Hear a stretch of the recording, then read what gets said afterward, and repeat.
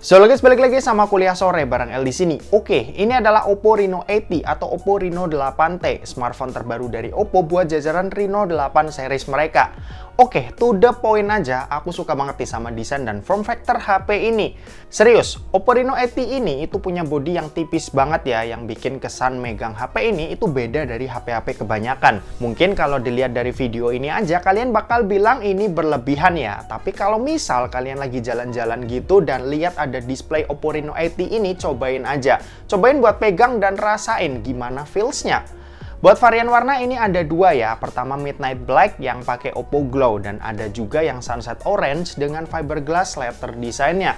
Buat yang pengen tampil beda, yang Sunset Orange jelas lebih punya karakter. Tapi kalau nggak mau mencolok, jelas Midnight Black ini bakalan tetap kelihatan elegan. Oh ya, buat bobot dan ketebalan keduanya itu berbeda ya. Yang Midnight Black ini tuh punya tebal di 7,8 mm dan berat di 180 gram. Sementara buat yang Sunset Orange itu tebalnya ada di 7,85 mm dan bobotnya ada di 183 gram. Nah, yang menarik juga ini adanya orbit light di modul kamera utama Reno 80 ini. Ini bisa kita atur ya buat mancarin cahaya ketika ada notifikasi, buka game, ngecharge, dan lain-lain. Ya menurutku ini bakal berguna banget sih buat indikator notifikasi kalau kalian adalah orang yang suka naruh HP di posisi tengkurap. Di sisi atas smartphone ini ada lubang mic, di sisi kanan ada tombol power, di sisi kiri ada SIM tray triple slot dan tombol volume, lalu di bagian bawah ini ada lubang jack 3,5 mm, lubang mikrofon, lubang charging USB-C dan grill speaker yang jenisnya ini stereo. Oh ya, kualitas speakernya ini juga mantul ya, mantep betul. Volume juga bisa kita paksa sampai 200% kalau emang lagi butuh suara yang benar-benar keras. Lanjut, kalau buat layar, ini ada layar yang pakai panel AMOLED 6,4 inci, resolusinya Full HD Plus dengan refresh rate yang ada di 90 Hz. Buat kualitas layarnya ini ya oke lah ya. Aku juga udah cobain ini buat nonton serial yang lagi rame banget di Indonesia, yaitu The Last of Us. Dan emang ini tuh kerasa udah nikmat banget buat nontonnya. Ditambah speakernya yang stereo tadi ini juga ngasih pengalaman yang enak nih buat dipakai. Untuk refresh rate ini 90 Hz ya. Ya jelas ini bakalan berasa lebih smooth ketimbang layar 60 Hz biasa. Cuma perbedaannya nggak akan sedrastis itu. Tapi paling nggak ini udah jadi nilai plus lah.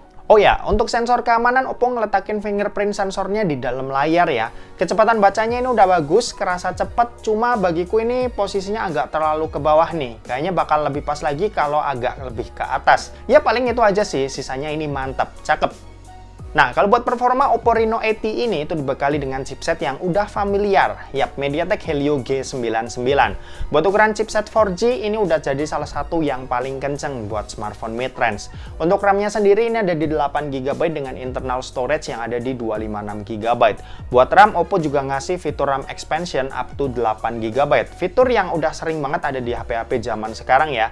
Fitur kayak gini tuh lumayan ngebantu kinerja RAM utama ya. Jadi kalau misal data-data ringan harus berjalan di latar belakang, paling enggak si RAM tambahannya ini itu bisa ngehandle lah biar kinerja RAM utama bisa lebih fokus ke yang berat-berat aja.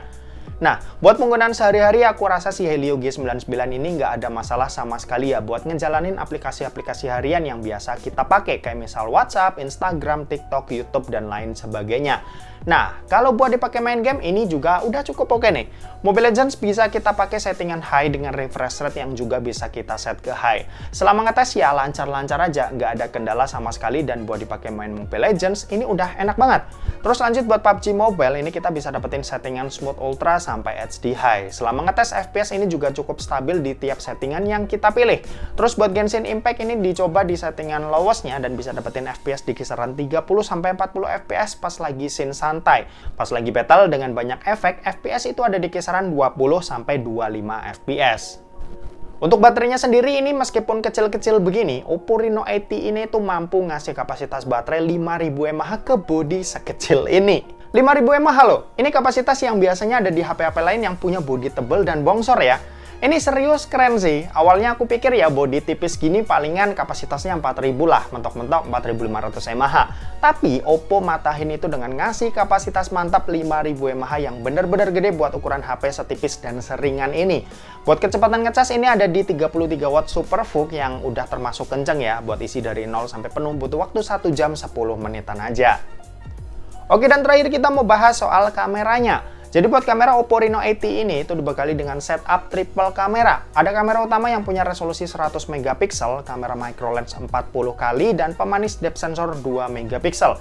Sementara itu buat di bagian depan ini resolusinya 32 megapiksel. Buat hasil ini termasuk lumayan cakep ya, processing gambar yang dihasilin juga cukup muasin mata pas ngeliat hasilnya nih. Dan demikian ini cukup luas, detailnya cakep, dan saturasinya juga menurutku pas ya, meski cenderung agak lebih tinggi. Untuk mode 100 megapiksel portrait kameranya juga bisa ngebuat hasil foto cropping berasa punya dua foto berbeda tanpa kualitas yang berasa turun, karena ya hasil croppingnya masih kerasa tajam. Terus buat micro lens ini juga bisa ngebuat kita foto dari jarak super dekat, bisa 20-40 kali lebih dekat, dan ini bisa ngasih sudut pandang berbeda buat yang emang penasaran sama detail suatu benda. Micro lens ini juga bukan hal baru sih buat smartphone Oppo, dan ini ya cukup menghibur di kala lagi gabut lah. Bokeh flare portrait juga jadi salah satu fitur unggulan Reno 80 ini yang emang suka foto-foto ala di foto pakai kamera DSLR. Bokehnya juga termasuk rapi dan bisa kita atur tingkat efek bokehnya juga. Terus selfie HDR ini juga ngebantu nih buat selfie yang di kondisi ekstrim biar foto yang aslinya overexpose ini bisa jadi lebih seimbang buat highlight di bagian background ataupun shadows di bagian objek utama.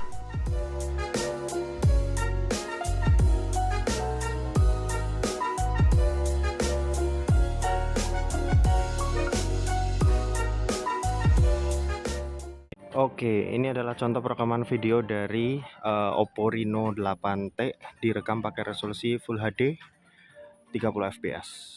Hasilnya seperti ini. Ini cuma ada satu pilihan resolusi aja ya di 1080-30 ini. Oke, sekarang kita bakal coba pakai jalan.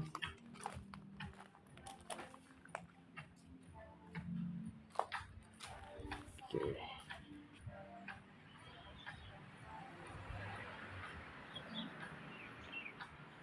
Lihat ke awan gini. Kalau autofocus, cepat. Oke, ini adalah contoh perekaman video dari Oppo Reno 8T direkam pakai resolusi Full HD 30 fps. Hasilnya seperti ini. Ini kalau tanganku lurus ke depan ya. Kalau posisi santai kayak gini. Ya ini lumayan lebar sih. Jadi bagian kepala nggak terlalu dekat. Masih cukup ada space, bisa buat vlogging masih cukup enak sih. Coba kalau dipakai jalan kayak gini.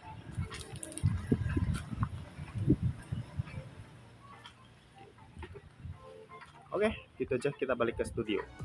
Nah, buat harganya sendiri, ini aku tuh belum tahu berapa ya, karena ya video ini dibuat sebelum harganya itu keluar. Dengar-dengar harganya itu ada di 4 jutaan, bahkan kabar terakhir katanya tuh bukan 4.999, yang artinya bakalan ada chance lebih murah lagi. Yang jelas Oppo Reno 80 ini itu punya kelebihan di bagian bodi ringkas dengan baterai yang gede ya. Selain itu kamera juga jadi keunggulan HP ini. Buat chipset dengan harga 4 jutaan sih sebenarnya oke-oke aja. Bahkan ini ya bisa dibilang oke banget kalau kita lihat performa aja. Karena Helio G99 itu tergolong chipset yang kencang meski sayang belum ngedukung jaringan 5G. Masalah atau enggaknya ya balik lagi ke kebutuhan kalian itu kayak gimana. Paling itu aja sih yang jadi perhatian sebelum kalian nentuin bakal beli Oppo Reno 80 ini atau enggak. Dan oke, mungkin segitu aja buat video kali ini. Terima kasih buat yang udah nonton video ini. Jangan lupa buat like, komen, dan share juga ke teman-teman kalian supaya teman-teman kalian mendapatkan informasi yang bermanfaat dari kuliah sore. Oke, terima kasih buat yang udah nonton video ini sampai habis dan sampai jumpa di kuliah selanjutnya. Bye-bye.